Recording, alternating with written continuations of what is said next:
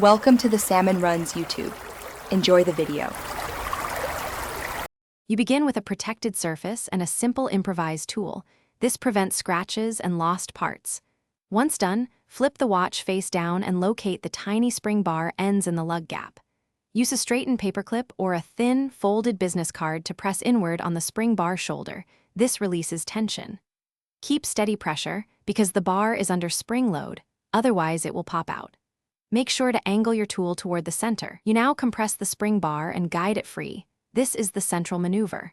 First, hold the case firmly with your free hand to keep lugs aligned, then press the paperclip inward to shorten the bar length.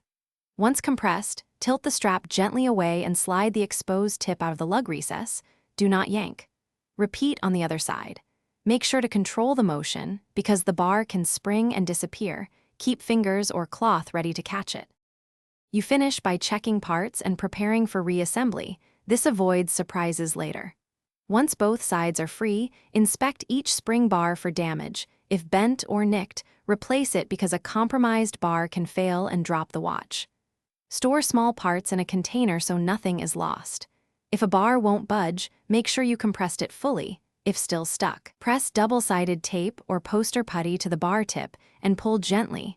This provides grip without extra tools.